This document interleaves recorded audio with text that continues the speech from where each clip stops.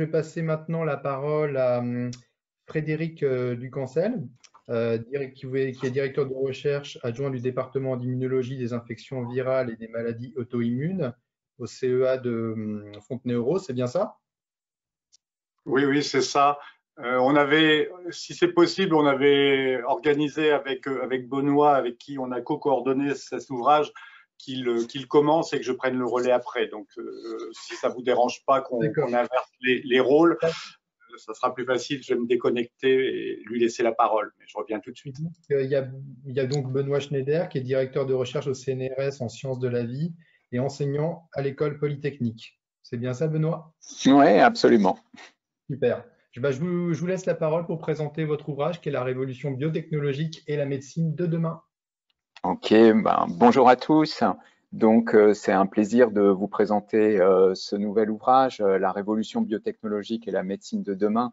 C'est un ouvrage qui est totalement inédit et qui illustre l'essor de nouvelles technologies qui sont développées depuis un peu moins de 20 ans par des chercheurs du monde académique, clinique ou privé, et des technologies qui trouvent application dans les sciences médicales et biomédicales. Et en fait, ces technologies, elles représentent actuellement pour le chercheur ou le clinicien des moyens innovants d'exploration des systèmes vivants, qu'ils soient dans un état sain ou pathologique, et qui permettent une exploration à l'échelle moléculaire, cellulaire ou de manière plus intégrée à l'échelle du tissu, de l'organe ou de l'organisme, et qui génèrent une quantité extrêmement importante de données sur le fonctionnement des systèmes vivants. Donc, ces technologies nouvelles, elles permettent en fait de révolutionner notre façon d'appréhender un état pathologique chez l'homme, et elles permettent notamment de rationaliser de façon personnalisée la prise en charge d'un patient depuis le diagnostic d'une pathologie jusqu'à l'approche thérapeutique, et d'aller vers ce que l'on appelle actuellement la médecine personnalisée. Donc, en raison de la diversité des technologies qui sont présentées dans cet ouvrage et des nombreuses applications biomédicales qui sont abordées, cet ouvrage s'adresse à un public très large, tel que les étudiants de licence et de master qui sont impliqués dans un parcours scientifique en biologie, en physique, en informatique ou à l'interface de ces disciplines. Bien évidemment, c'est un ouvrage qui s'adresse aussi aux étudiants qui ont un parcours santé, donc en études de santé. C'est un ouvrage qui va également être destiné aux élèves de classes préparatoires scientifiques aux grandes écoles et écoles d'ingénieurs, aux formations BTS, DUT en biotechnologie et analyse biologique, aux préparationnaires au concours de recrutement des professeurs certifiés et agrégés de sciences de la vie et de biochimie, génie biologique, mais aussi aux enseignants du secondaire et post-bac et à certains acteurs du monde médical. Donc, en fait, tous ces publics trouveront de nombreuses informations sur les principes fondamentaux des technologies de pointe qui sont présentées et leur transposition et l'exploitation de ces technologies dans le domaine biomédical et clinique. Donc, avec mon collègue Frédéric Ducancel et en tant que coordinateur de cet ouvrage, nous avons en fait sollicité plusieurs chercheurs du CNRS, de l'INSERM, du CEA, de l'université, des cliniciens des hôpitaux qui sont experts dans leur domaine et à qui nous avons accordé une relative liberté quant aux thèmes scientifiques considérés et à développer. Et c'est pourquoi vous trouverez dans cet ouvrage des chapitres qui abordent sous un angle conceptuel et technologique des pathologies distinctes telles que les cancers, les maladies virales et l'immunologie, les maladies métaboliques d'origine génétique et environnementale, certaines maladies géniques, les maladies neurologiques ou encore les traumatismes du squelette. Et on a essayé de structurer tous ces chapitres de la même façon, à savoir en 3 parties, où on aborde d'abord une description de la pathologie concernée et les tests qui sont classiquement utilisés pour caractériser la maladie. Dans un deuxième temps, on a une présentation de là où des technologies de pointe qui sont maintenant utilisées et seront abordées, par exemple la spectrométrie de masse, la RNN, le deep sequencing, l'optogénétique, la cytométrie de masse, l'imagerie multimodale.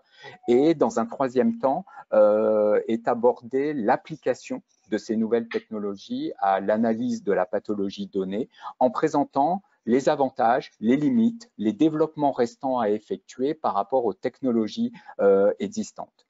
Et enfin, chaque chapitre statue sur le gain de ces nouvelles technologies pour la médecine personnalisée. Donc, chaque chapitre se veut d'être didactique, très illustré, et a plusieurs niveaux de lecture selon le lectorat. On trouvera des encadrés pour aller plus loin, ce qui pourra satisfaire un public avide de connaissances.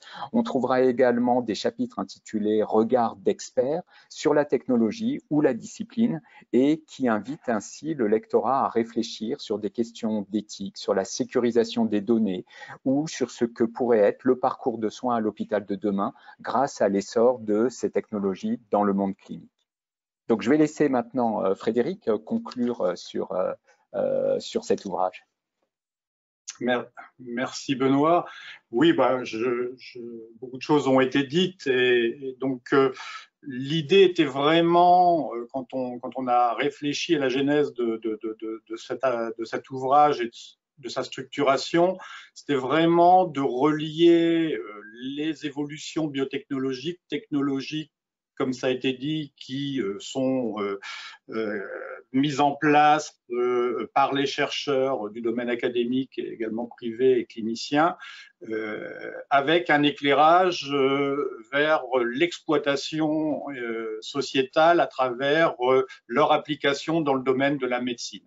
Et vraiment, ce qui est important, c'était de donner l'opportunité aux lecteurs de relier ce qui se fait, les outils qui sont initialement plus recherche, mais de donner des illustrations de ces outils développés dans un but plutôt de connaissance d'amont, d'illustrer comment ces outils peuvent se projeter dans l'évolution d'une médecine plus ciblée, plus précise, plus globale dans son appréhension des dysfonctionnements qu'elle a à traiter, et donc une médecine, bien sûr, comme ça a été dit, qui sera plus personnalisée, donc en limitant, si possible, les dommages collatéraux cellulaires, moléculaires que l'on observe dans beaucoup de cas actuellement d'une médecine moins ciblée, moins personnalisée. Donc c'était vraiment important pour nous de montrer cette relation, cette évolution, cette révolution biotechnologique. On est vraiment dans une période de révolution, on le voit à travers toutes les technologies et techniques, tous les omiques au sens général, hein. On a commencé très tôt avec la génomique, et la génomique est maintenant omniprésente, elle est décrite dans cet ouvrage, bien sûr, mais il y a également tout ce qui est associé au domaine de la biologie moléculaire. Les protéines recombinantes sont maintenant des incontournables en médecine actuelle et elles le seront de plus en plus. On ne parle pas des vaccins ARN ou autres protéines recombinantes contre le SARS-CoV ou autres, qui sont également l'émanation d'eux, mais également tout ce qui est thérapie génique, thérapie cellulaire, et comme ça a été dit, les stratégies d'investigation peu ou pas invasives, telles que l'imagerie in vivo multimodale et d'autres stratégies qui sont peut-être pas encore complètement rentrées. On parle de spectro de masse, on parle de typage complexe des cellules, par exemple, identifier précisément les familles de cellules qui sont mobilisées, qui sont modulées quand une pathologie s'exprime, quand une infection s'installe. C'est important pour pouvoir suivre, pour pouvoir adapter, moduler l'acte thérapeutique ou la stratégie thérapeutique derrière. Donc, je pense que c'est un ouvrage qui, comme ça a été dit par Benoît, va intéresser à la fois des étudiants dans le domaine universitaire qui se dirigent vers des masters et peut-être vers des doctorats, mais également des étudiants qui sont dans des filières technologiques et également des étudiants, comme ça a été dit, qui préparent des concours. Hein, l'agrégation de biochimie, génie biologique est bien sûr particulièrement ciblée, mais également en médecine et pourquoi pas les grandes écoles de Veto et autres filières. La chose aussi qui est importante et qui ressort de cet ouvrage, et on le voit, et c'est certainement quelque chose qui devra être suivi dans l'avenir, c'est la gestion de l'ensemble des données qui sont issues de ces évolutions et de cette révolution biotechnologique.